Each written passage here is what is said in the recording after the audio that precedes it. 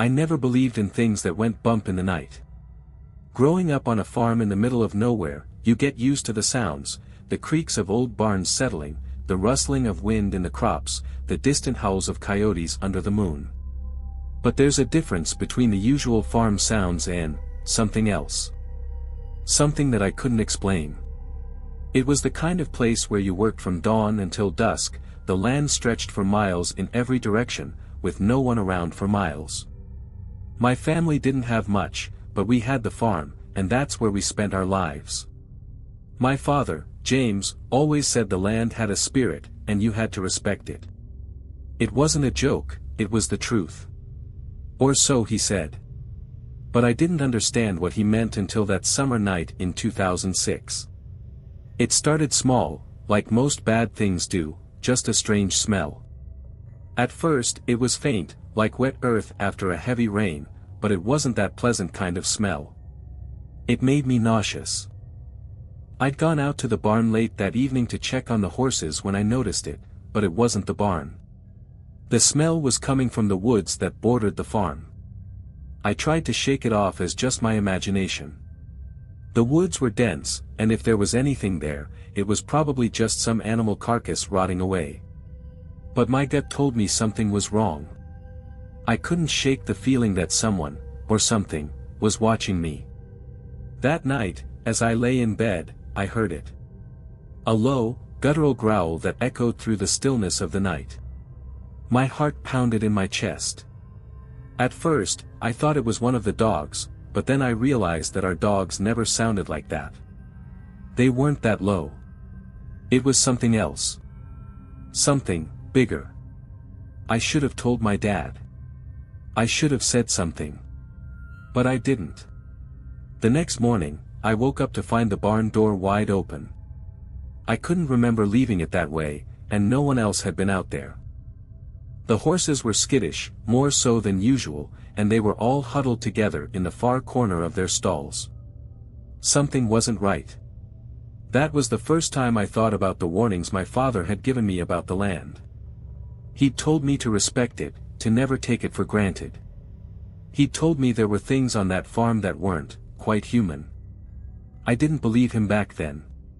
But that night, when I walked into the woods alone to investigate the source of the smell, I would learn that my father wasn't just telling stories. I shouldn't have gone into the woods that night. But the curiosity was too strong, and I thought maybe I could prove my dad wrong. I grabbed a flashlight and a heavy jacket, figuring I'd just take a quick walk to calm my nerves. It was a crisp night, and the air felt heavier than usual. The moon hung high above, casting long shadows across the dirt path that led into the woods behind the farm. As I ventured deeper, the air thickened. The smell was stronger now, a putrid stench that seemed to cling to the very air around me, making each breath harder to take. It was almost like something was rotting, but there was no sign of any dead animal. The trees towered over me like silent sentinels, their twisted branches blocking out much of the moonlight. The ground beneath my boots was soft, wet, as though something had been disturbing it, something heavy. The flashlight's beam flickered as I moved further in. A shiver ran down my spine, and I glanced over my shoulder. The feeling of being watched was intense. I couldn't shake the sensation that something, or someone, was just out of sight, following me. The hairs on the back of my neck stood up. I stopped in my tracks when I saw it. At first, I thought it was a trick of the light. A shadow, too dark to be real. But then it moved. I froze, heart hammering in my chest. The shadow didn't belong to a tree or any animal I knew. It was tall, much taller than any person could be, and it seemed to shift, its shape distorting as it crawled along the ground. I backed away slowly, my breath coming in ragged gasps, but my legs wouldn't obey. My mind screamed at me to run, but I couldn't tear my eyes away from it. The shape moved closer, and the air grew even colder. A sudden, sharp gust of wind swept through the trees, and in that instant, I heard it, a low growl, just like the one from the night before. I wasn't alone. Something was in the woods with me. I turned and bolted, my flashlight now useless as it flickered out. The ground seemed to rise up to meet me with every step I took.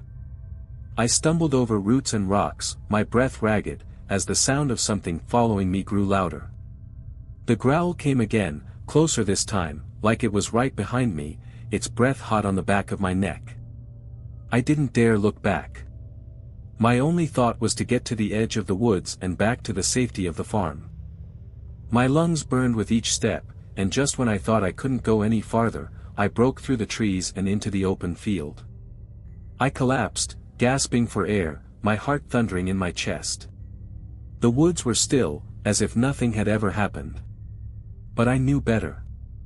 The night after I ran out of the woods felt like it was dragging on forever. My heart wouldn't stop racing, and I kept imagining those shadows, those eyes watching me from the darkness. But the strangest part. The next morning, the smell was gone. The woods seemed normal again, and there was no trace of anything unusual. I convinced myself it was just a trick of the mind, something my nerves had cooked up after a long day. But something inside me told me that wasn't true. No matter how much I tried to push it out of my head, the memory of that presence, the feeling of being hunted, refused to leave. That morning, I went about my usual chores. The horses were quieter than usual, though. They barely made a sound, just stood there, staring at the barn door with wide, nervous eyes. I tried to brush it off, but the tension was thick, like the whole place was holding its breath. That afternoon, as the sun began to set, my father called me over to the edge of the field. He didn't look like himself, there was something in his eyes, something sharp and unsettling. I thought he was just tired, worn out from the long hours, but when he spoke, his voice was different. "Stay away from the woods, son," he said, his voice low, almost a whisper. "I've told you before. It's not a place you should be wandering." I wanted to ask him why, to demand an explanation, but I already knew he wouldn't give me one. He was a man of few words, especially when it came to things he couldn't explain. I'd heard the stories when I was younger, the ones he used to tell around the dinner table about strange creatures that roamed the land long before we came here.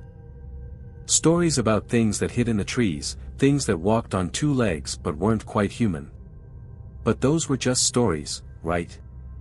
That night, as I sat alone in my room, I heard a sound that sent a chill through me, a tap, tap, tap on the window. At first, I thought it was just the wind, but then I heard it again. Someone, or something, was tapping on the glass, rhythmic and deliberate. I grabbed the flashlight and crept over to the window, my hands trembling. I opened the blinds just enough to peer outside. At first, I saw nothing but the darkness of the yard, the faint glow of the barn lights. But then I noticed them. Eyes. Dozens of eyes, glowing faintly from the trees. They were watching me. I stepped back, heart hammering. The tapping stopped, but the eyes stayed there, unmoving, unblinking. I couldn't tear myself away from them. There was something wrong about them, too many, all the same shade of pale yellow, like they belonged to a creature that wasn't supposed to exist. I grabbed my phone and ran downstairs to my father, but when I told him, he just shook his head.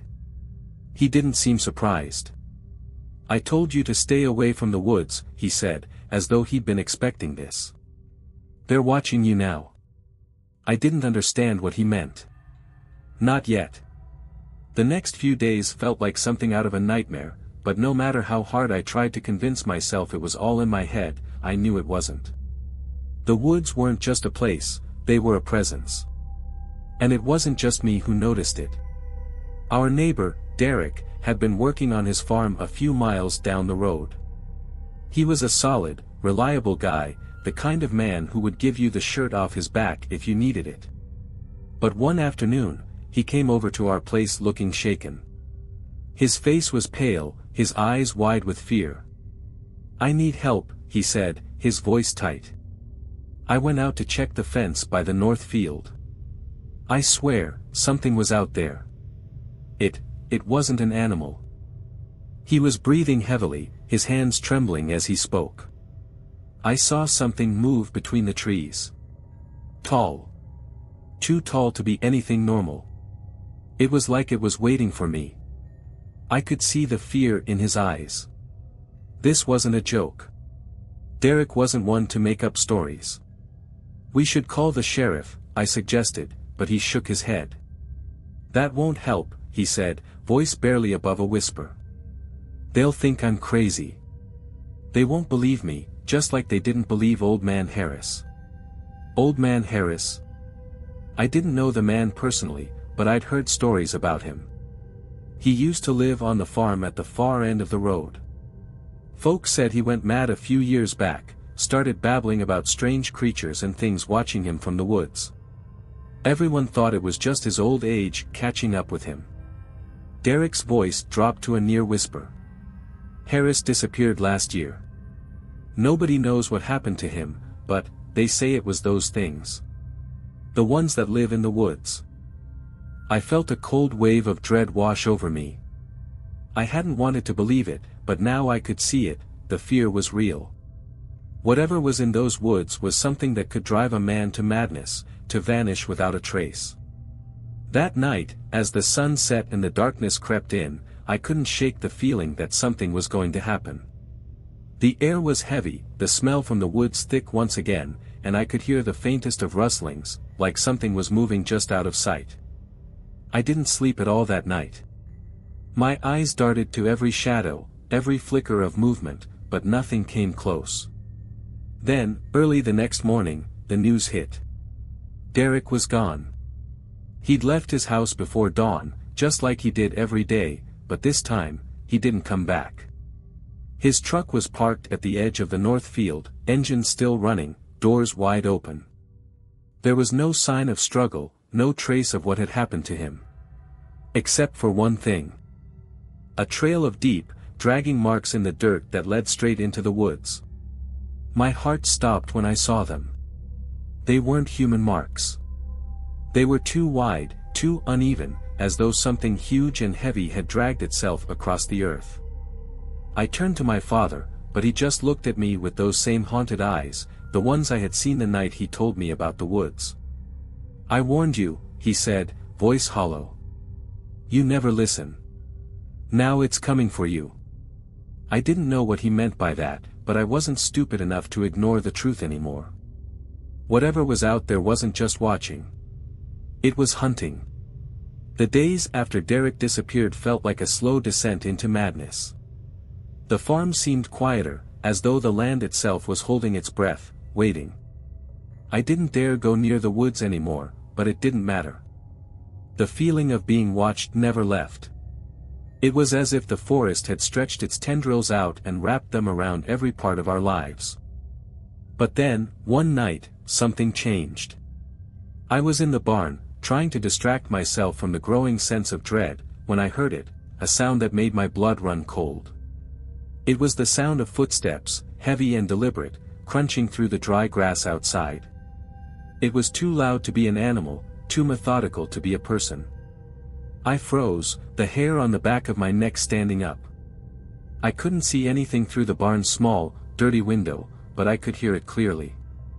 The steps came closer and closer, until they were right outside. I held my breath, my heart pounding in my chest. Then it stopped. For what felt like an eternity, everything was silent. But I could still feel it, something was there, just out of sight. Watching. Suddenly, the barn door creaked open, slow and heavy. I rushed to lock it, but it was too late. The door pushed open with ease, as though it had never been locked in the first place. I grabbed a pitchfork, my hands trembling, and stepped into the doorway, praying it was just an animal. But I couldn't have been more wrong. Standing in the open field, illuminated by the dim moonlight, was a figure.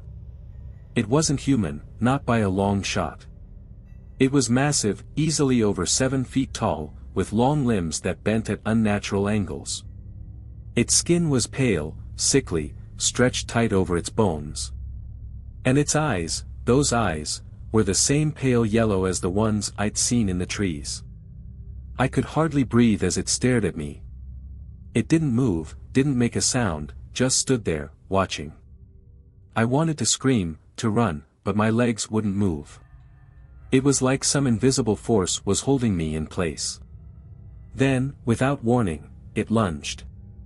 I didn't see it coming. One moment, it was standing there, the next, it was right in front of me. It was impossibly fast.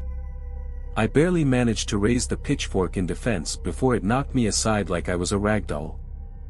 I hit the ground hard, the breath knocked out of me. I scrambled to my feet, gasping for air, but it was already too late. The creature was on me again, its sharp claws extending toward my throat. I could feel its rancid breath on my skin, its foul stench overwhelming my senses. In that moment, I thought I was done for. But then, something strange happened. The creature stopped. Its eyes flicked to something behind me, and it growled low in its throat. I didn't dare look, too terrified to take my eyes off the thing in front of me. But whatever it was that caught its attention, it was enough. Slowly, reluctantly, it stepped back, its yellow eyes lingering on me one last time before it disappeared into the darkness. I didn't stick around to figure out what had happened. I ran, faster than I'd ever run in my life, straight to the house. I didn't stop until I was inside, the door slammed shut behind me. My father was waiting for me in the kitchen, his face grim. "They found Derek's body this morning," he said quietly. But it wasn't him anymore. I stared at him, heart pounding, but he didn't elaborate. He didn't have to. I already knew. The thing that had taken Derek wasn't done yet. It was still out there, and now it knew who I was. It knew my name. The next few days passed in a haze of fear and disbelief.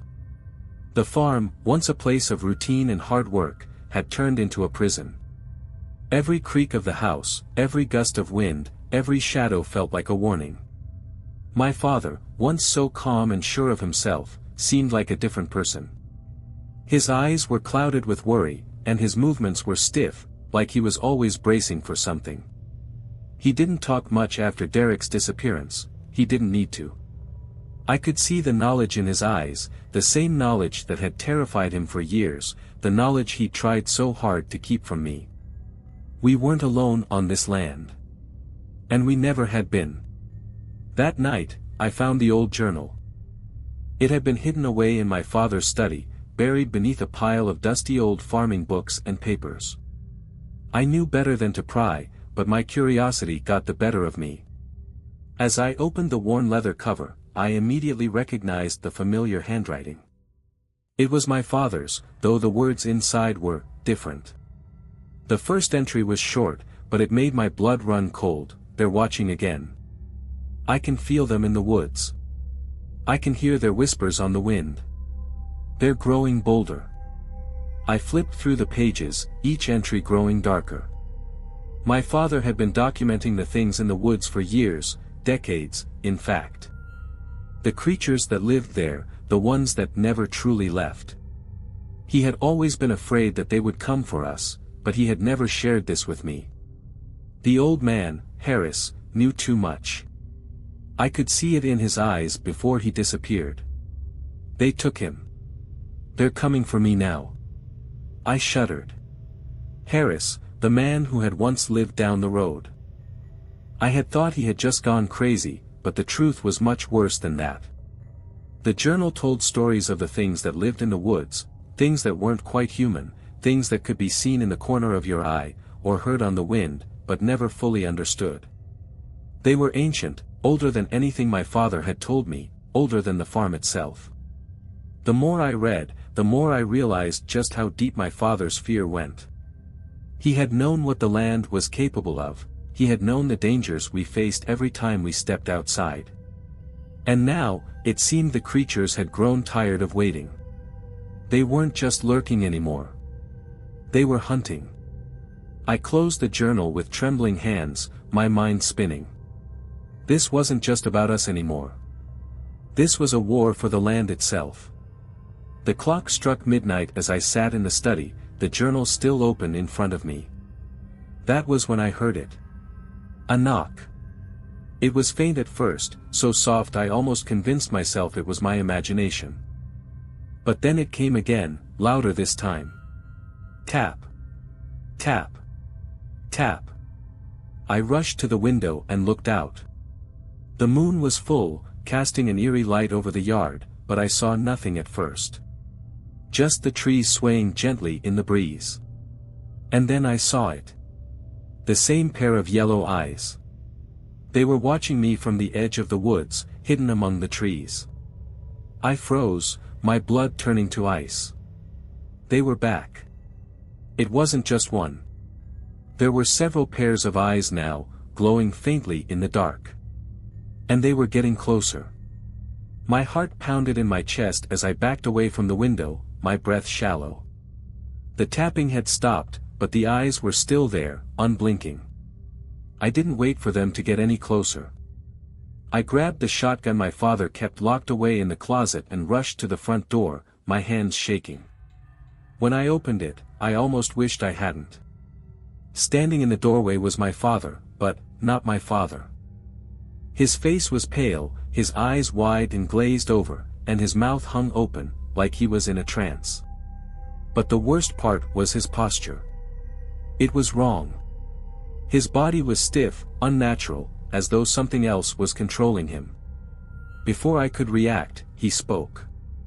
His voice was low and hollow, like it wasn't his own. "They're coming for you, son," he whispered. "You can't stop it." The wind picked up, howling through the trees, and I heard it then, the unmistakable sound of something moving through the woods, fast and heavy. I could feel it in my bones. Whatever had taken my father's body was out there, waiting. And it was coming for me next. I couldn't breathe. The world seemed to shrink down to nothing but the figure standing at my doorstep, my father's body, but not my father. And the sound from the woods was growing louder, closer. I had no choice now. I couldn't escape. Not with whatever had taken hold of my father, and certainly not with the things in the woods. I backed away from the door, the shotgun gripped tightly in my hands. My father, or whatever was wearing his skin, took a slow step forward, his head tilting unnaturally to one side. "They're coming, son. You're too late." I couldn't let it speak any longer. I had to stop it. I raised the shotgun, aimed, and fired. The sound of the blast echoed through the night, and I saw the figure lurch back, stumbling. But it didn't fall. It didn't even flinch. It just stood there, its eyes locked on mine, glowing like embers. And that's when I realized the truth. Whatever was controlling my father wasn't just some creature from the woods. It was something older, something that had always been there, hidden beneath the soil, beneath the roots of the trees. It was a force of nature itself, something that couldn't be killed with a simple shot. The wind howled louder now, the trees shaking violently. The ground beneath my feet began to tremble. And then, I heard it, the sound of movement from all around, from the very earth itself. Something was rising, something massive. I turned to see the trees parting, their roots pulling free from the soil as if the land was trying to swallow everything in its path. I didn't know how long I had left, but I knew one thing: I couldn't fight this. I couldn't defeat it. But maybe, just maybe, I could survive. I turned and ran. I didn't look back. The shotgun was useless now, the sound of the creatures approaching grew louder with every step I took. I knew what I had to do. My father had warned me. He had tried to prepare me, even if I hadn't understood until now. I ran for the edge of the property, for the only place I knew I might be able to escape, the old root cellar beneath the barn. As I reached the door to the cellar, I glanced back one final time. The figure of my father was standing still, staring at me from the porch. Its eyes never left me, but it didn't move. Not yet. Whatever was controlling it was waiting for me to make a mistake. I threw open the cellar door and scrambled down into the darkness. The smell of damp earth and mildew hit me hard, but I didn't care. I had to hide. I had to survive. I slammed the door shut behind me, and for a moment, there was silence. I thought maybe, just maybe, I had made it. But then I heard it. The tapping. Soft at first, like fingers on wood. Then louder. It was coming from above, from the floor of the barn, where the creatures were surely circling. I pressed myself against the cold stone wall, trying to steady my breath, but the tapping continued, rhythmic and deliberate. I don't know how long I stayed there, listening, waiting. The hours passed in a blur, each second stretching on forever. The tapping never stopped. The eyes never left. I could feel them, even now. Even here. But the one thing that I know is this: I'm still alive. And I'm the last one left. I don't know if anyone will ever find me down here. I don't know if they'll ever understand what happened to the farm, to my father, to Derek. But if you're reading this, if you find this story, then you need to know one thing. The creatures in the woods are real. They've been here longer than we ever could understand. And they're always watching.